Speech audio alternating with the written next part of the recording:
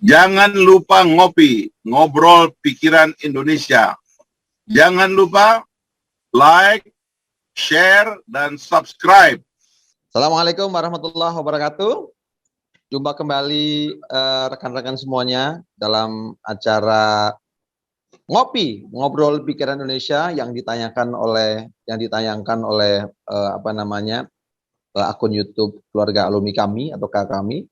Dan pada kesempatan ini, alhamdulillah kita berjumpa dengan sosok yang tentu bagi masyarakat umum juga cukup dikenal, apalagi bagi teman-teman di alumni kami pasti sangat mengenal karena beliau adalah kakak pembina kita, yaitu Bang Fahri Hamzah. Apa kabar, Bang? Ya. Sehat selalu ya. Alhamdulillah. Jadi ini dengan latar yang saya rasa bisa dibaca, menarik. Ada work hard, dream big, never give up. Dan kebodohan terjadi karena tidak mau belajar dan belajar diawali dengan membaca. Saya rasa ini menarik. Jadi kita pengen. Tulisan dari mana itu? Beli, Bang. Oh. Beli dong. Kalau apa mau pesan boleh lah, pesan ke saya. Oke. Itu dari UMKM, Bang. UMKM yang ada di pasar dan yang biasa tempat saya perform untuk ngamen saya di pasar, di salah satu pasar market, fresh market di Sumarekon, Bang. Dia ada yang buat itu, aku rasa belilah. Alhamdulillah, cukup banyak gratisnya. Oke, Bang, jadi kita pengen ngobrol soal mungkin ini awalan kita pengen, karena Abang begitu kental dengan politik dan pergerakan, ini yang kita juga melihat bahwa ini sudah setelah reformasi kita sudah mau masuk ke tahun perak ya, 25 tahun reformasi, dan kita paham bahwa reformasi tahun 98 adalah bagaimana kita mendorong demokratisasi menghadapi satu rezim Orde Baru. Nah sekarang sudah 25 tahun, menjelang 75 tahun reformasi, ini bagaimana Abang menilai situasi atau perjalanan demokrasi di Indonesia saat ini setelah 25 tahun reformasi ini, Bang?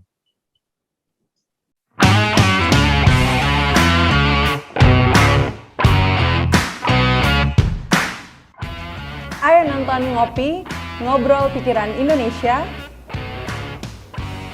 Ayo ngopi, biar happy. Satu percakapan yang serius tentang peringatan kita menjelang seperempat abad reformasi ini ya. Dan saya kira ini di antara momen penting yang layak untuk kita rayakan, karena apapun peringatan seperempat abad reformasi itu bisa disebut sebagai satu tangga dari tangga-tangga penting merayakan demokrasi Indonesia yang sekarang ini sudah berjalan terus dan mencoba ya survive dan matang. Nah, dalam kerangka itu maka tema besar memperingati 25 tahun atau seperempat abad reformasi ini juga harus diseriusi.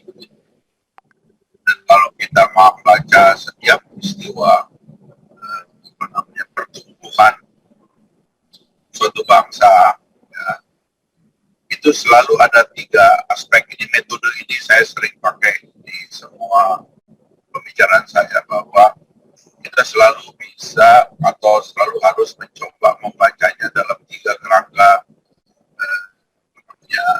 kerangka teori, ya, kerangka acuan atau kerangka kerja, gitu ya. Yang sudah sering saya ulang-ulang, yang pertama adalah seberapa jauh komitmen bangsa itu kepada ide-ide demokrasi yang sudah dituangkan ke dalam teks-teks reformasi dan demokrasi itu sendiri. Ya. Kalau dulu almarhum Pak Taufik Kemas memperkenalkan istilah 4 pilar dan sebagainya, sekarang ada istilah 5 pilar, ya, dan lain-lainnya.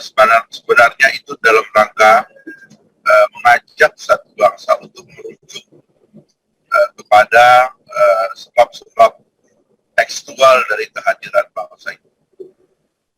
Jadi khusus bagi kita kaum pergerakan dan generasi reformasi 98, maka yang paling monumental adalah amandemen konstitusi.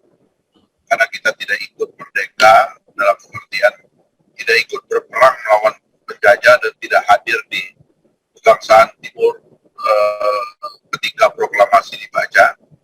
Kita juga bukan anggota BPUPKI yang hadir pada tanggal 18 Agustus 45 ketika pembukaan Undang-Undang Dasar dibaca dan di situ ada naskah Pancasilanya. Ya. Kita juga tidak merupakan para perumus kemerdekaan dan peletak dasar dari tangga-tangga kebangsaan. Tapi kita adalah pelaku sejarah reformasi 98 yang kemudian menyaksikan revisi terhadap salah satu naskah penting itu, yaitu konstitusi yang pembukaannya itu dikomitmen untuk tidak berubah, tetapi pasal-pasal dalam konstitusi berubah. Nah, yang pertama yang harus diperiksa dari evaluasi ini adalah apakah kita masih komit dengan perubahan-perubahan itu. Karena banyak suara-suara juga yang bicaranya itu kembali ke Undang-Undang Dasar lama dan sebagainya itu. Orang-orang yang tidak mengerti persoalan dan tidak tahu bagaimana beratnya kita dulu hidup di bawah konstitusi yang mengandung pasal-pasal otoriter yang luar biasa. Nah, itu yang pertama yang harus selalu kita baca. Yang kedua, ya, seberapa jauh negara itu dijalankan sebagai kelembagaan negara, komit dengan cita-cita reformasi dan demokrasi. Sebab selalu saja kadang-kadang negara itu bisa demokratis, habis itu bisa represif. Tadi malam saya menonton sejenak itu ada film judulnya itu 12 year night, ya. Bahasa Indonesianya itu 12 malam 12 tahun atau 12 tahun malam dalam 12 tahun, kira-kira begitu. Itu tentang pergantian rezim di Uruguay dan bagaimana rezim demokrasi menjadi rezim otoriter dan menjadi rezim demokrasi kembali.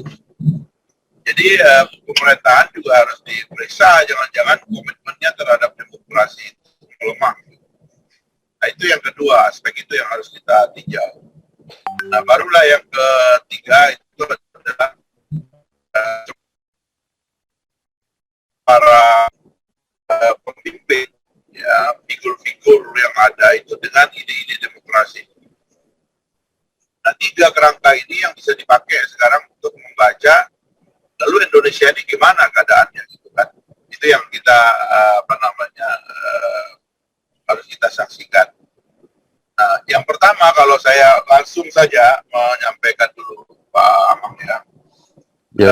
Kita bisa bicara bahwa teks konstitusi kita dalam 25 tahun ini atau dalam 20 tahun ini tidak ada perubahan. Undang-undang yang kita produksi selama 20 tahun itu rata-rata adalah undang-undang yang komit dengan demokrasi. Meskipun belakangan ini lahir ada banyak undang-undang yang kita anggap kurang komit dengan demokrasi. Ya. Apa aja tuh, Bang? Undang-undang omnibus, ya kan?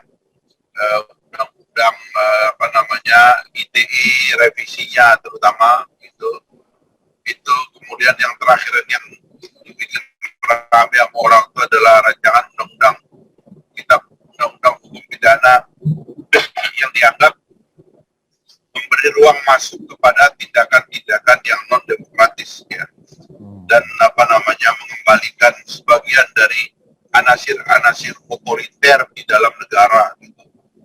Nah, ini yang menurut saya ya pada tahapan teks ini ada kecemasan kita tentunya karena ada upaya untuk menghilangkan ya esensi daripada demokrasi di dalam pasal undang-undang. Konstitusinya belum berubah, tapi penyelundupan pasal di undang-undangnya terjadi.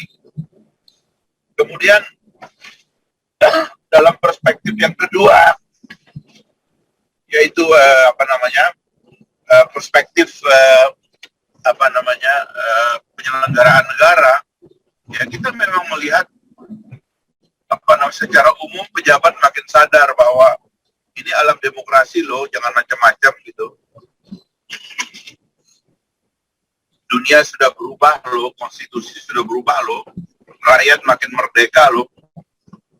Tapi ada kebingungan daripada negara menghadapi kebebasan yang luar biasa yang diproduksi oleh teks-teks demokrasi kita itu. Dan itulah yang menyebabkan kemudian mereka ada juga yang ingin mengambil jalan-jalan pintas dalam penegakan hukum, misalnya dalam penyelenggaraan negara, dalam mengatur anggaran, ya kan, dan lain-lain lah, banyak sekali. Sehingga kita juga perlu agak cemas itu memantau perkembangan pemerintahan karena ada tendensi lahirnya terutama di level eksekutif sikap-sikap sepihak itu. Di lembaga perwakilan juga punya masalah.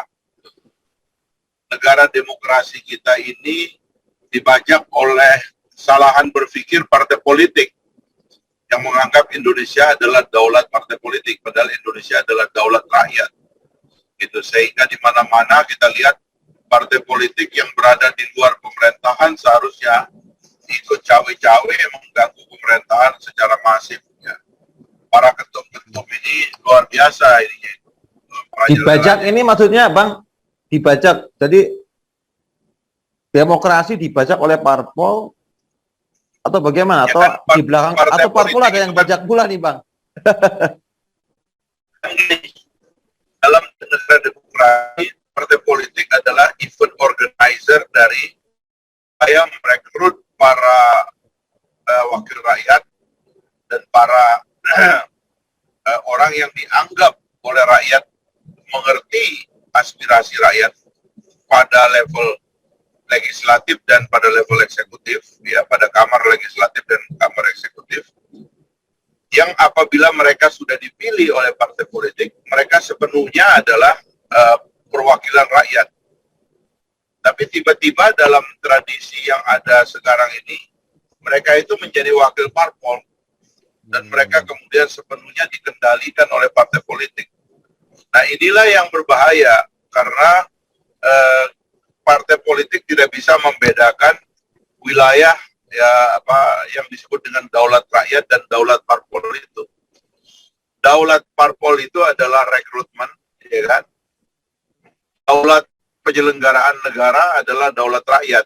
Nah, sementara partai politik menganggap daulat penyelenggaraan negara adalah daulat parpol, sehingga semua mau dianggap sebagai petugas partai, didikte-dikte dan disuruh-suruh gitu. Ini adalah problem saya kira dalam demokrasi kita sekarang. Nah, yang terakhir itu adalah seberapa meyakinkan atau pasti sirkulasi elit dihadirkan secara demokratis dan menjamin lahirnya para pemimpin yang mengerti konsepsi dan tata kerja dari demokrasi itu sendiri. Nah, itu yang agak juga mencemaskan mengapa kita mengkritik pemilu, karena kita menganggap pemilu itu, ya penyelenggaraan pemilu kita mulai menyimpang daripada prosesi pertarungan pemikiran gitu. menuju prosesi pertarungan logistik dan biaya gitu. Nah, Ya, ini yang saya kira harus kita perbaiki ke depan juga. Jadi mungkin itu observasi awal tentang demokrasi Indonesia ini, Pak. Oke. Tadi yang pertama saya rasa menarik sekali, Bang, terkait dengan tentu kita paham bahwa salah satu agenda reformasi adalah amandemen konstitusi, dan ini menjadi dasar bagaimana penyelenggaraan negara dan pemerintahan yang bisa berjalan secara demokratis. Tapi tadi memang Abang menyampaikan terkait dengan konstitusi itu, menurut Abang adalah ini cukup ideal lah kalau dihadapkan dengan bagaimana konstitusi di era sebelum reformasi. Hanya saja kemudian turunannya dalam bentuk undang-undang ternyata ini cukup bergeser dari cukup mungkin tidak menyesuaikan dengan kondisi yang memang demokratis ya, katakanlah di RUU KUHP ini ada pasal yang mengkhawatirkan terkait dengan kebebasan berbicara untuk mengkritik pemerintah, karena justru pemerintah bahkan lembaga negara harus dijaga martabatnya dari kritik pemerintah, kan begitu ya? Atau mungkin pasal-pasal ITE yang juga banyak kasus akhirnya pro dan kontra terkait dengan kebebasan berbicara, ataupun omnibus law yang memangkas banyak aturan yang sebenarnya itu bisa menjaga ruang hidup publik terkait dengan pelaksanaan pembangunan. Nah, pertanyaan saya adalah mengapa ini bisa terjadi, Bang? Mengapa ada semacam deviasi yang itu diproduksi oleh para wakil rakyat dan pemerintah setelah 25 tahun reformasi ini, Bang? Ya, jadi banyak ahli yang menulis tentang bagaimana demokrasi itu datang dan pergi, ya. nah, Sejarahnya demokrasi itu seperti apa dan bagaimana dia bisa datang dan bagaimana dia bisa hilang gitu. Kan di Indonesia itu buku yang paling dikenal itu adalah yang pernah dipopulerkan oleh Gubernur DKI waktu itu. How Democracy Died, ya kan? Stephen Levitt itu. Kemudian saya suka menambah, ada satu buku kecil itu yang ditulis oleh Timothy Snyder ya, tentang On Tyranny gitu. Timothy Snyder ini adalah ahli tentang Rusia sebenarnya. Dia membaca pergerakan lahirnya Putinisme di Rusia dan mulai hilangnya kebebasan di Rusia. Jadi kata kuncinya yang ditemukan oleh orang-orang ini adalah demokrasi itu kalau dia mau hilang itu pertama-tama memang dia hilang dari cita rasanya dulu, the taste ya on becoming a democratic nation itu hilang dulu gitu. Dan bagaimana taste itu hilang? Taste itu hilang waktu kebebasan mulai hilang gitu. Karena kita kemudian akan dipaksa untuk ya kayak misalnya kita nggak punya kebebasan untuk makan gitu, sehingga setiap hari ini ya kita cuma dikasih makanan nasi aking misalnya kayak begitu. Itu lama-lama kita akan bilang itu nasi aking itu enak, bagus, wajar, normal gitu. Sama juga kalau kebebasan kita mulai dirampas dalam hal ruangan misalnya. Orang yang hidup di dalam penjara itu, ya, yang dia sadari atau yang tidak dia sadari, kadang-kadang lama-lama dia menganggap itu wajar, karena itu adalah realitasnya. Karena itu tadi tidak adanya kebebasan. Jadi cita rasa kita tentang what is democratic, what is non-democratic, mana yang demokrasi, mana yang tidak demokrasi itu menjadi hilang karena kebebasan kita mulai dihilangkan. Gitu.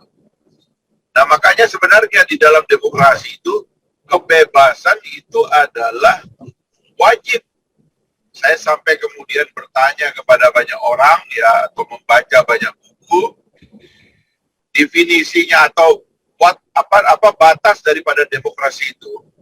What is the limit of democracy? Ya, apa ininya, garis batasnya gitu. Saya menganggap bahwa dari temuan yang saya baca para pemikir-pemikir besar itu, batas dari demokrasi itu sendiri, apa batas dari, what is the limit of freedom? Ya, what is the limit of free speech? Ya, apa batas daripada kebebasan berbicara, itu batasnya apa? Kebebasan itu batasnya adalah kebebasan itu sendiri. Gitu. Karena kebebasan itu hanya bisa dikoreksi oleh kebebasan. Ya, memang nanti ada teori tentang anarkisme dan sebagainya, makanya demokrasi itu kan selalu menganut dua sisi kan.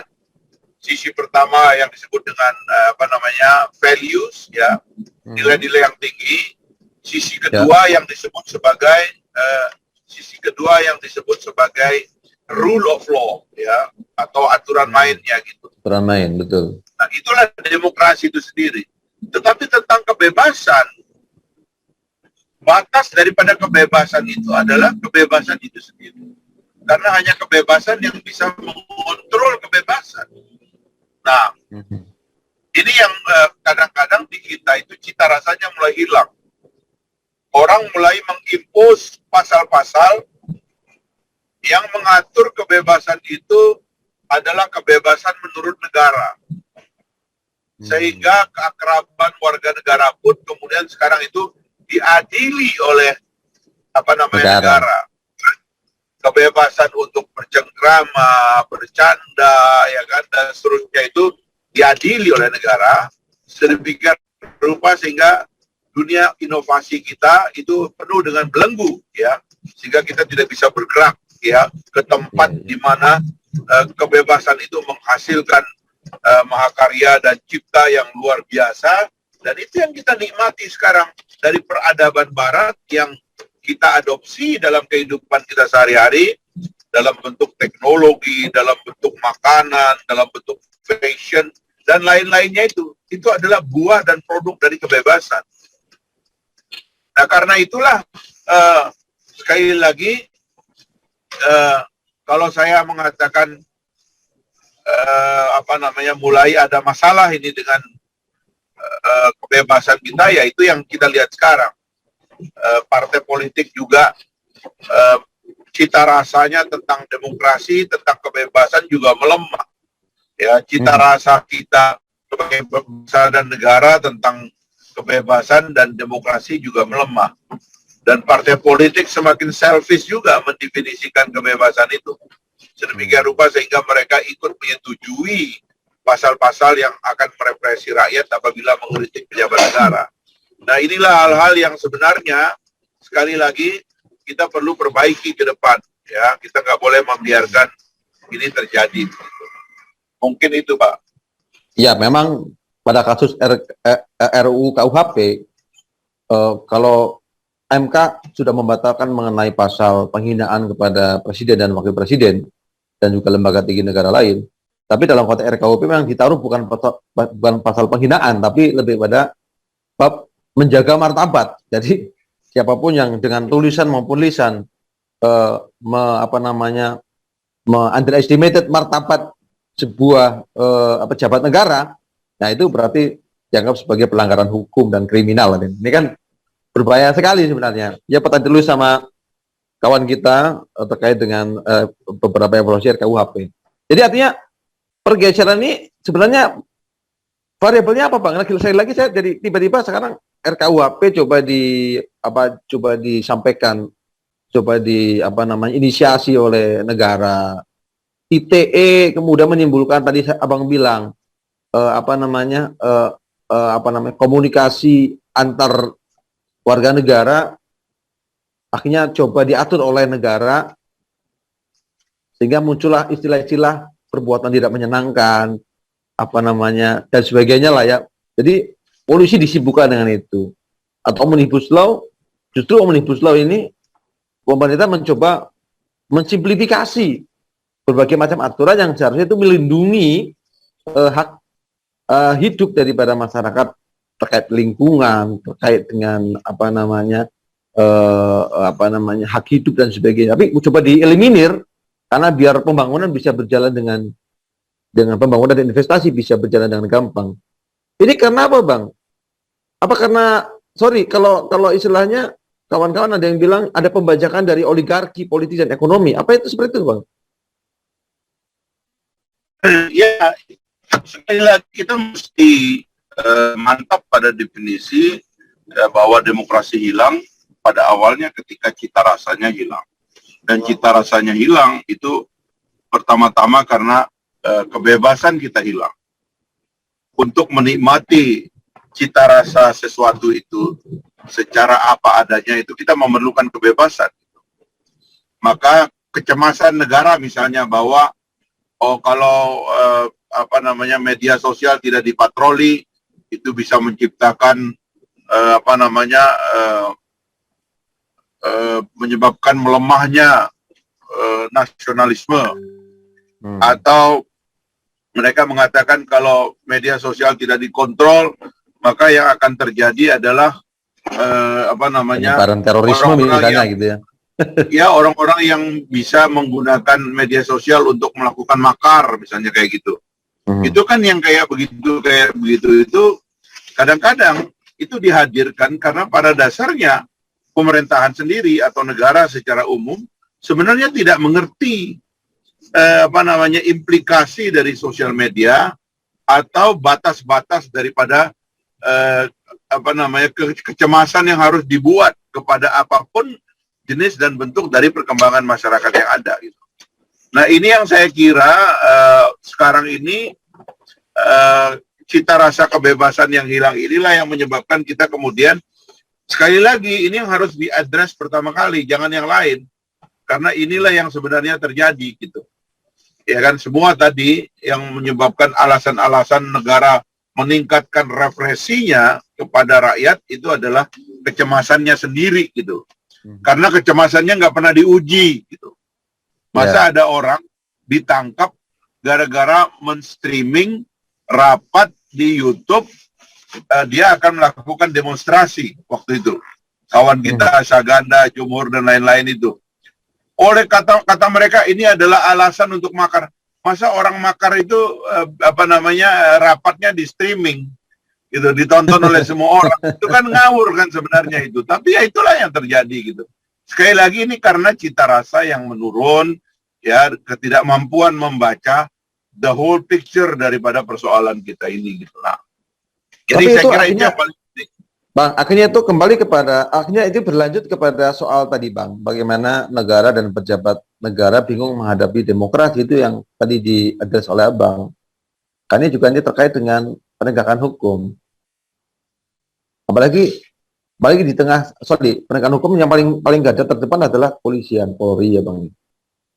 Di tengah, Ya, di tengah isu sekarang, kasus yang sekarang menyertai Brigadir J lah ya. Ini dan juga yang lainnya kayak tadi Abang, ini kan ini bentuk bagaimana institusi negara dan pejabat negara itu agak gampang menghadapi demokrasi atau bagaimana, Bang? Karena aspek transparansi penting itu. Ya, jadi penegakan hukum itu adalah ekor daripada semua kesalahan berpikir satu bangsa gitu.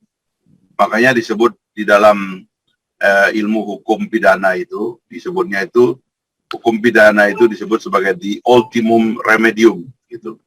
Obat terakhir dia gitu. Kalau sudah nggak ada yang lain itu ya terpaksalah kita pakai yang namanya hukum pidana itu. Artinya kalau pada awalnya nggak perlu ada hukum, nggak perlu ada apalagi hukum pidana gitu. Karena keakraban manusia itu pada dasarnya dia sudah ngerti batas-batasnya. Dan cita rasa dan peradaban yang tinggi akan mengatur bagaimana manusia berinteraksi dengan satu sama lainnya. Kita tahu batas kita tahu cara ngomong kepada teman kita tahu menjaga perasaan orang, kita tahu bagaimana cara kita menempatkan diri di depan orang umum, di depan masyarakat adat, di depan tetangga, di depan orang tua, dan sebagainya. Itu sudah merupakan talenta umat manusia yang sudah hadir dalam diri umat manusia ini atas berkat rahmat Allah yang Maha Kuasa tadi itu sebelum ada lembaga yang bernama negara gitu. Sehingga kalau kita terpaksa untuk saling menghukum pakai hukum pidana bilang ini ultimum remedium gitu. Ini jalan terakhir nih, udah nggak ada jalan lain nih, terpaksa kita menuju kepada hukum pidana. Nah, cara berpikirnya mesti begitu harusnya. Tetapi jangan kalau otak negara itu pendek, otak negara kecil, maka kita akan mengatakan, oh saya sedikit-sedikit hukum pidana, sedikit-sedikit hukum pidana. Nah sekarang ini sudah banyak juga dalam pemerintahan kan orang-orang yang mengintroduksi yang disebut dengan restoratif justice itu kan, keadilan restoratif. Itu mereka-mereka yang sebenarnya jangan sedikit-sedikit hukum pidana, jangan sedikit-sedikit hukum pidana gitu. Karena itu adalah ultimum remedium. Iya. Gitu. Ngobrol dulu gitu ya. Oke Bang, itu saya rasa tadi banyak elaborasi soal kebebasan, kebebasan berpendapat, berserikat, dan juga bagaimana negara menghadapi kebebasan masyarakat sebagai bagian daripada implementasi nilai-nilai demokrasi. Nah, saya ingin beralih kepada dalam konteks sistem politik demokrasi ini, Bang. Jadi, Bang, ini kita sudah hampir sejam nih. Ya, sebentar ini setelah ini, Bang. Nggak sadar ya, udah hampir sejam kita. Udah hampir 1 jam ya. Jadi, ini terkait dengan multipartai dan sistem presidensial nih, Bang. Nah, kebetulan ini kan lagi pada daftar nih partai-partai baru maupun lama daftar ke KPU. Bagaimana nih, Bang?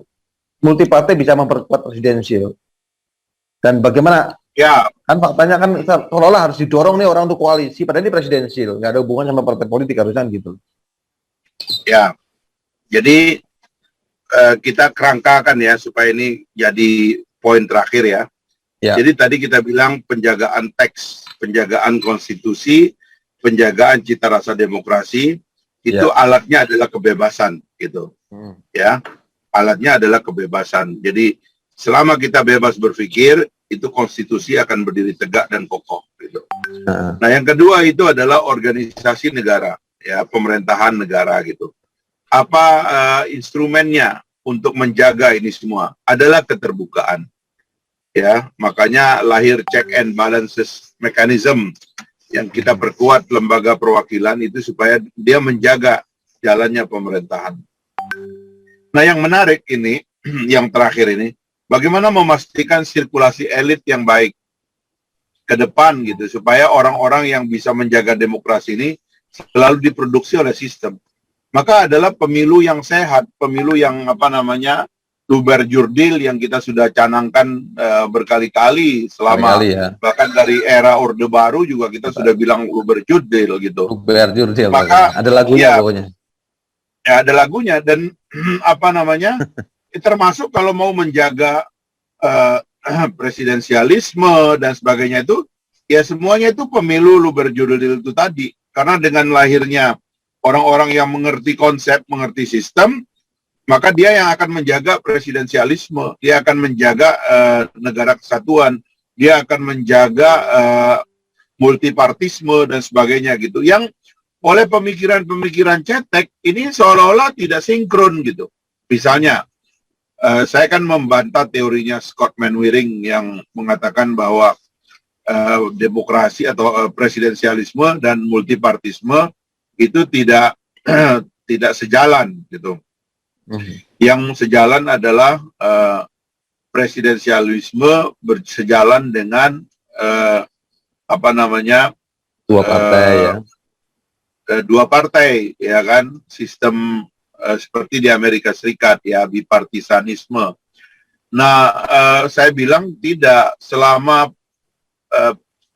karena gini, kalau presidensialisme atau kalau parlamentarisme yang diorganisir itu adalah elected official pada level legislatif, karena rakyat itu hanya memilih legislatif. Maka kemudian yang harus diorganize adalah koalisi.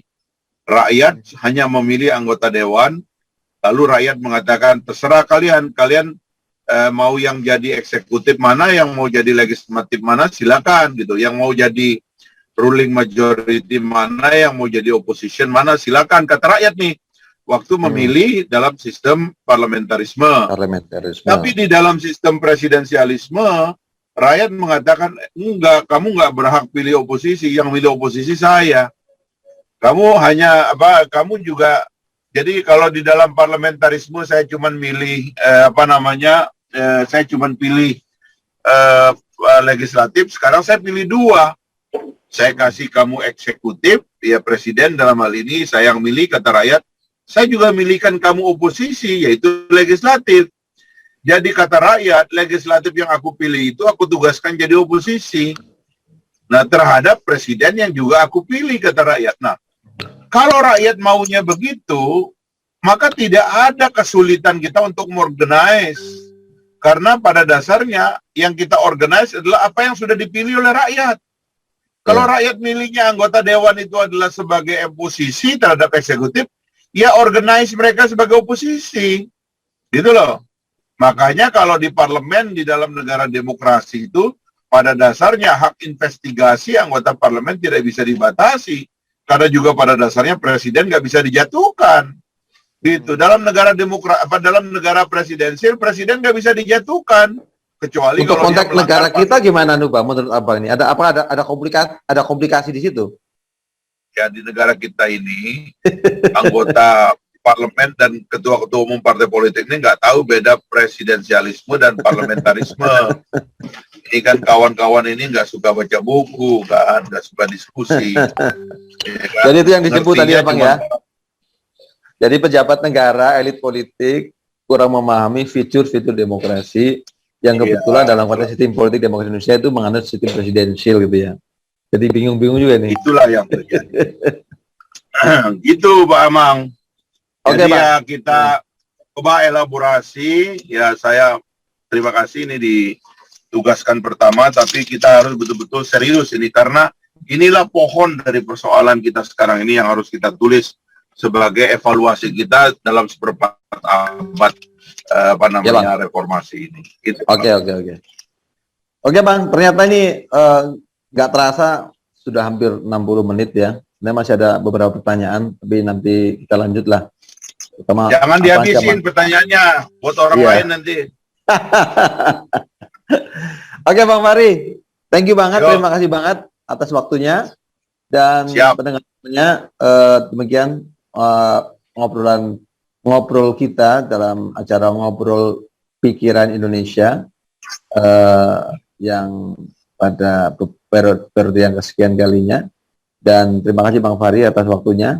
Insya Allah kita akan bertemu di lain kesempatan untuk isu-isu yang lagi trending dan sebagainya. Terima kasih.